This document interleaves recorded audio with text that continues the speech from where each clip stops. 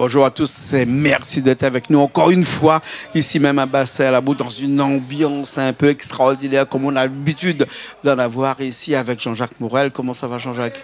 Bonsoir Jean-Claude, ça va très bien, merci et toi? Merci de beaucoup. me recevoir à Canal Austral. Ah, merci. Aujourd'hui, on va parler d'un sujet encore sensible, hein, un petit peu comme on le fait de temps en temps, mais là encore un petit peu plus sensible, puisque ces derniers temps, on a eu des phénomènes, je pourrais dire, hein, des phénomènes urbains, hein, c'est-à-dire qu'une violence presque gratuite à chaque fois qu'il y a des manifestations.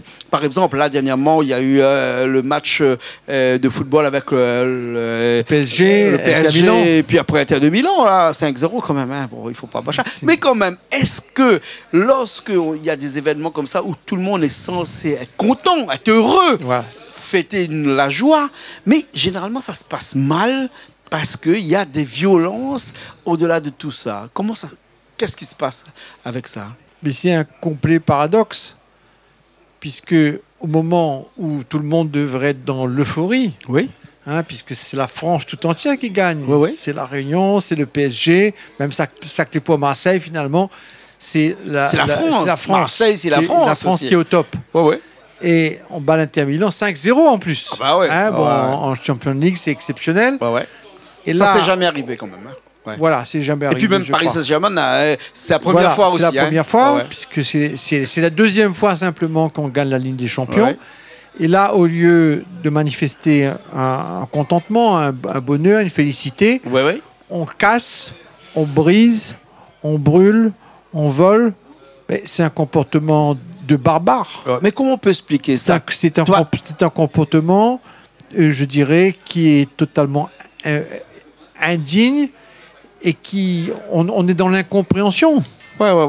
Est-ce que, je ne sais pas si tu as vu à la télévision, les magasins je suis allé à Paris, magasins de sport notamment pillés. Des voitures qui étaient garées, qui sont brûlées. Des Porsche qui coûtent 200 000 euros, qui ont été brûlées. Je m'espère qu'ils sont bien assurés, mais quand même, c'est quand même on vit dans une société violente. Ouais.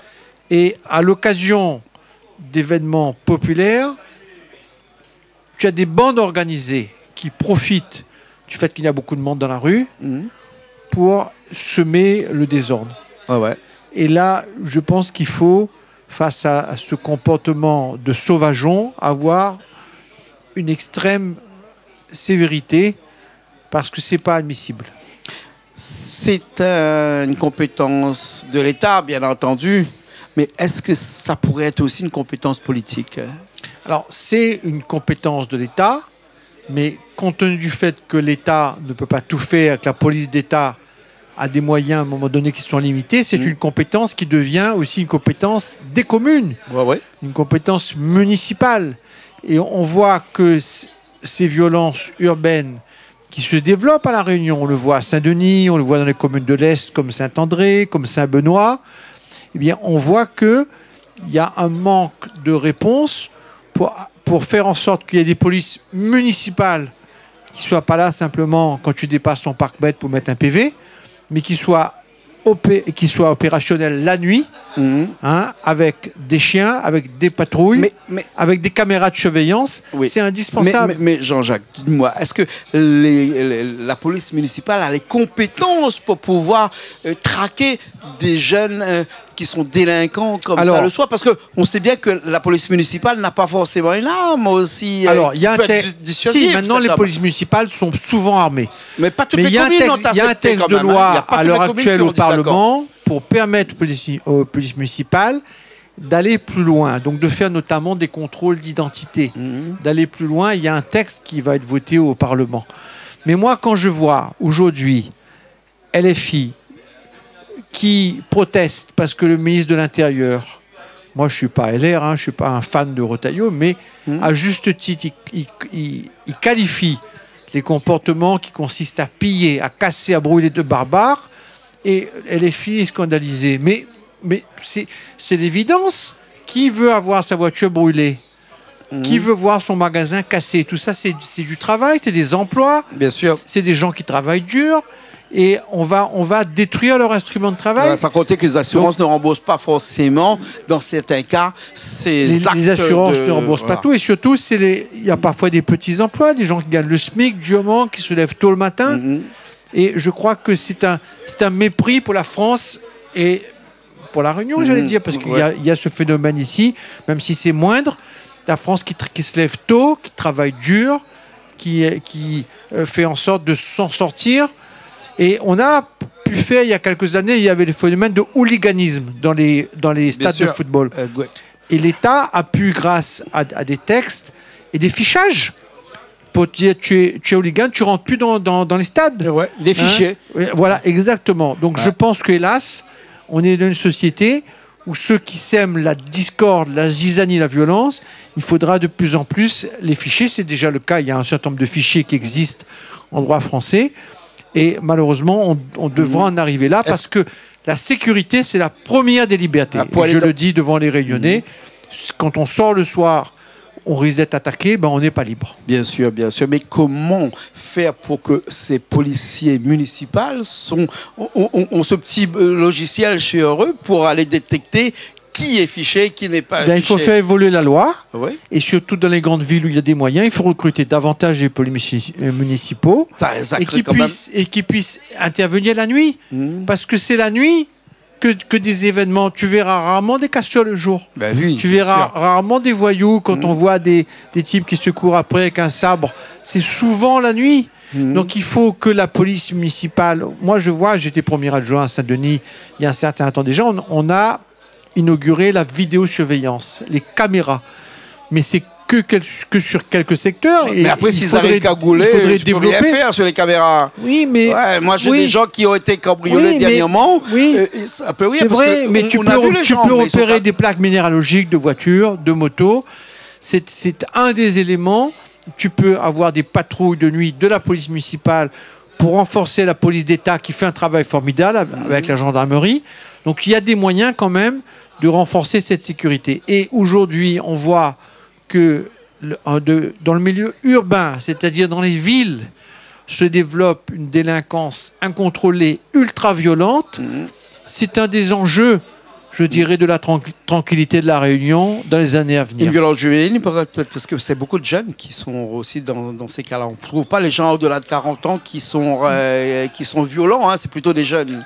Il y a un problème d'éducation, parce que quand les jeunes sont laissés à eux-mêmes, et que les parents n'est pas capables de dresser d'autres côtes, eh bien là, sur la route. Tu as des dérives. Donc évidemment qu'il y a un problème de jeunesse incontrôlée. Et des jeunes qui parfois arrivent de territoires en dehors de la Réunion sans parents, sont laissés chez ma tante et ne sont pas contrôlés.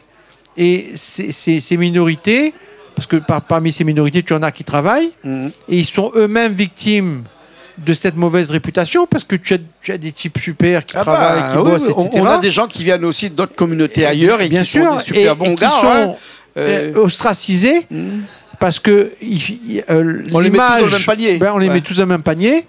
Et ça aussi, c'est terrible, y compris pour ces personnes qui viennent de l'extérieur et qui sont assimilés, alors qu'eux-mêmes, ils travaillent dur, et, ils font leur boulot, et ils ne sont pas dans la délinquance. Donc je pense qu'aujourd'hui, on est dans une société, peut-être les réseaux sociaux aussi, parce que tu en as qui se filment, en train de casser, briser, etc. C'est une société ultra-violente, et la Réunion a peur. Bien sûr. Jean-Jacques, toi, tu es avocat. Entre la responsabilité de l'État et la responsabilité d'un maire d'une commune avec les moyens qu'il a, lorsqu'il y a des émeutes dans une ville, qui doit être responsable? Je pense que c'est une responsabilité qui est commune. L'État doit faire face à ses responsabilités. Et trop souvent, on le voit en métropole, on a ouvert la porte. Quand tu vois ce qui se passe entre la France et l'Algérie, où ils refusent de récupérer des Algériens qui sont condamnés, qui ont un casier judiciaire, qui viennent semer la zizanie en France. Tu as une faiblesse de l'État et on a baissé les bras parfois. Mais je pense qu'aujourd'hui, un des enjeux des procès municipales, c'est effectivement de restaurer une certaine sécurité à travers les moyens de la commune, parce que l'État ne peut pas tout faire. D'accord. Donc moi, j'en suis persuadé. Est-ce que dans les plans de campagne de ces prochaines élections ici à La Réunion qui arrivent, les municipales, bien sûr, en 2026, là, est-ce que l'insécurité doit être vraiment portée au devant de ce plan de campagne de toutes ces personnes qui vont se porter candidats aussi? Les prochaines municipales vont mettre au devant 3 thématiques essentielles. D'abord, le pouvoir d'achat et la pauvreté de familles réunionnaises, y compris des classes moyennes, que les prix au gosier le 8 ou le 10 du mois. Bien sûr. Parce que les prix sont scandaleux à La Réunion. Et ça, c'est un vrai problème. Ça a fait un prix, là, on est presque à 2,5 fois plus cher qu'en métropole, quand même. Voire plus. Regarde dans une grande surface en métropole, 4 yaourts, quelle est la différence? Tout le monde compare les yaourts, mais en fait, personne n'a comparé une côte de bœuf en métropole. Et puis tout a augmenté depuis toutes les crises qu'il y a eu, le Covid, l'Ukraine. L'huile, le riz, tout ça. Jusqu'à même une petite boîte de sardines, on a augmenté. Je ne parle pas de la tomate. Et de monde les pauvres à La Réunion. Donc, un des enjeux, c'est faire reculer la misère. Le deuxième enjeu, c'est effectivement l'insécurité qui doit faire l'objet d'une attention particulière parce que tu peux pas... En plus, nous étions habitués longtemps, La Réunion est un pays tranquille. Et nous voit qu'aujourd'hui, les choses sont en train de dégénérer. Et puis, même si les choses ne sont pas toujours liées, et nous l'étions un petit peu protégés parce que nous sommes une île, c'est vrai que l'immigration clandestine, quand tu es immigré, que tu as des papiers, que tu te comportes bien, il n'y a aucun problème. Mais aujourd'hui, les Réunionnais souffrent d'une immigration qui est parfois incontrôlée, où des jeunes qui viennent sans parents sont effectivement lâchés dans la nature, et ça sera au cœur des prochaines élections municipales. Bien sûr. Bien sûr. Et troisième plan, bien sûr, le travail, il y a le chômage. Si on doit parler de... ici, c'est une petite île avec une économie qui n'est pas forcément extensible. On a dit presque 30% de chômeurs ici à La Réunion. Comment faire pour que on retrouve un petit peu une économie un peu équilibrée? On va dire qu'on arrive comme en métropole avec moins de 10%, moins de 8%, moins de 7%, je crois, comme en métropole de chômage. Mais est-ce que c'est utopique de penser que demain, ici à La Réunion, on pourrait atteindre des chiffres que, je dirais, je sais pas, moins de 10% dans 10 ans, c'est-à-dire moins de 20% de chômage seulement ici à La Réunion? Est-ce que c'est utopique ou bien c'est vraiment, ça peut être une réalité? Je pense que le modèle économique qui a été appliqué à La Réunion, c'est-à-dire appliquer un modèle de métropole comme à Lyon, à Lille, à Marseille, à La Réunion n'est pas adapté. Tu es dans Jean-Claude Coindin, tu es un entrepreneur connu, reconnu, apprécié, et tu es écrasé par les charges. Moi, je suis avocat, je suis écrasé par les charges. Le médecin, plaidé pour un médecin récemment, des redressements sur des années de sécurité sociale, le petit commerçant, l'artisan, et on peut pas... L'égalité, c'est pas faire pour tout le monde pareil, c'est aider davantage celui qui est plus faible, celui qui est plus loin, qui est plus isolé. C'est notre cas à La Réunion. Bien sûr. Et moi, je fais référence à la défiscalisation qui avait été instaurée dans les années 86, où on pouvait avoir moins de charges sociales, défiscaliser sur le logement, un secteur que tu connais parfaitement. Et aujourd'hui, on a supprimé tout ça. Bien sûr. Et donc, La Réunion ne suit plus. Les planteurs, ils souffrent parce qu'on leur applique des normes incroyables. Les artisans commerçants, ils souffrent. Le nombre de dépôts de bilan, notamment dans le bâtiment, a explosé.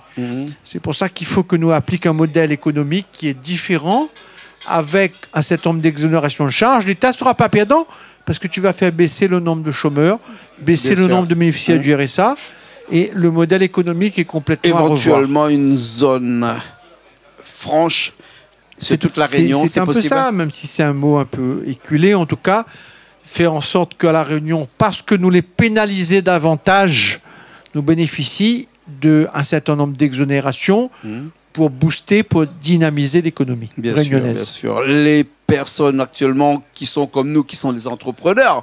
Toi, moi, bien sûr, on est des indépendants. On a si on crée la richesse, on crée l'emploi. On crée de la richesse, mais les jeunes aujourd'hui qui sont à La Réunion, qui ont 20 ans, c'est pas des entrepreneurs parce qu'ils savent ce que c'est que d'être entrepreneur, c'est-à-dire qu'ils vont se battre tout le temps. Ils ont vu leurs parents être entrepreneurs. Moi, mes enfants, ils veulent jamais être entrepreneurs, hein. Mais on peut pas être tout le monde employé de l'État quand même, sinon on serait un pays communiste comme en Chine, par exemple. Il faut de tout. Il faut de tout. Mais ça veut dire que demain, notre économie va encore reculer. Hein. Donc, on va vers des jours qui ne vont pas forcément être meilleurs. Alors, je pense pas, je suis moins pessimiste que toi, parce que je pense que avec les nouvelles technologies, avec l'intelligence artificielle, avec le numérique, qui permet d'être à côté, même si on est loin, on va ouvrir de nouvelles perspectives. Ouais. Et il faut que La Réunion entre dans cette ère. Et il y a beaucoup de jeunes créoles et au top sur le numérique, sur l'IA. Et je crois que là, on a un domaine de progression qui est incroyable. Parce qu'on a la chance aussi d'être dans un système français où il y a des formations, il y a l'éducation nationale, il y a je dirais une capacité à se former pour acquérir les savoirs d'aujourd'hui. Bien sûr. Et donc, je pense que même si on est loin, mais quelque part, avec l'instantanéité de l'Internet, ça nous rapproche. Mais quelque part, donc la jeunesse réunionnaise a les clés en main. Mais quelque part, peut-être qu'on sera obligé de manger tout ce qui nous vient d'ailleurs, parce que si aucun de nos agriculteurs ici à La Réunion baisse les bras, on ne mangera plus notre chouchou, on ne mangera plus notre tomate, on ne mangera plus notre bread ici, surtout nos salades ici. On va être quand même un peu ennuyé. Mais heureusement, encore, il y a encore des jeunes quelque part qui aiment un petit peu le travail, qui aiment la terre aussi. La terre réunionnaise. La terre fait vivre son pays, bien sûr. Fait manger son pays. Mais les éleveurs, les planteurs, c'est quelque part c'est l'âme réunionnaise aussi, parce qu'on est une île agricole à l'origine. Voilà. Avec l'histoire du café, puis l'histoire du sucre, et puis la diversification agricole. Donc moi j'adore les agriculteurs, parce que je pense que si on mange ce qu'on mange chez toi quand on vient ici à Bassin-Labou, mais on le doit à nos planteurs et à nos éleveurs. Bien sûr, en France, on dit toujours pas de pays sans paysans.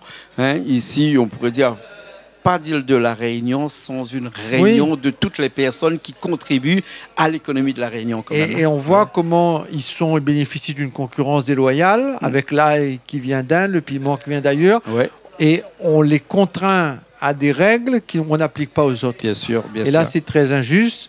Donc, c'est vrai qu'en plus, on est loin. On a vu dans le Covid, comme on était isolés, qu'il faut qu'on ait une agriculture quasiment autosuffisante.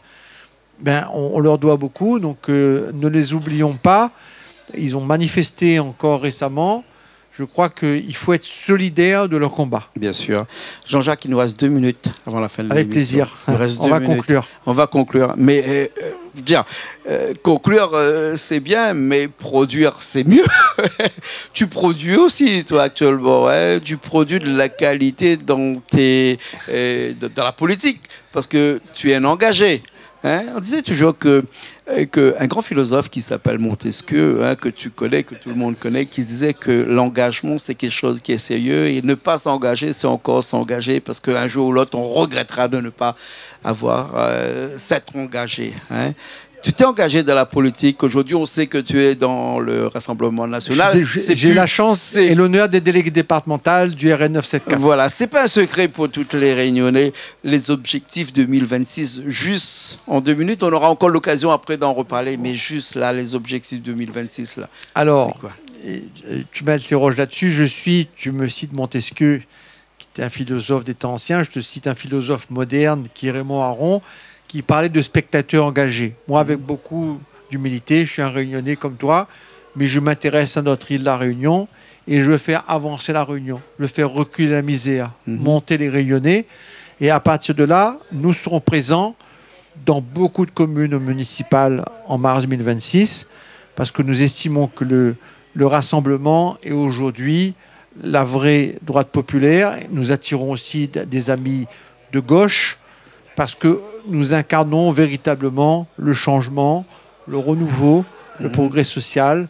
Et nous espérons, la politique est souvent mal vue, ramener un peu d'espoir. Je parle notamment aux jeunes, à nos enfants, à notre jeunesse, pour que la réunion de demain puisse être mieux que la réunion d'aujourd'hui. Je me permets une question un peu extravagante. Donc, le RN, c'est quand même une droite un peu extrême, comme on disait. Non, c'est une droite populaire. La gauche ici à La Réunion une droite n'est pas une utopie, quand même. C'est plus une droite extrême. Je vais te dire pourquoi. Parce que la droite traditionnelle s'est macronisée. Oui.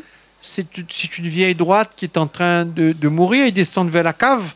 Et nous montons vers la terrasse.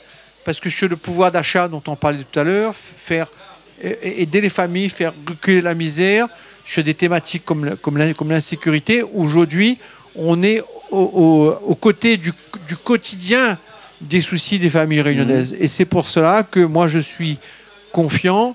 Je sais que demain, la roue va tourner. Bien sûr. On aura encore l'occasion d'en reparler de ça. Hein, bien sûr. Merci beaucoup. Merci à toi. Merci beaucoup. Jean-Jacques Morel qui était avec nous. Merci aussi à François qui était avec nous. Hein, François Auré qui est là. Merci à François qui est un faiseur d'images, un faiseur de scénarios, et qui a des qualités d'amitié et qui a un talent exceptionnel. Bien sûr. Merci beaucoup. Hein? Merci à Richard qui était à la technique, bien sûr. Et nous, on se retrouve la semaine prochaine dans de nouvelles émissions Zigzag, émissions culturelles, politiques aussi, bien sûr, sur Canal Austral, comme d'habitude.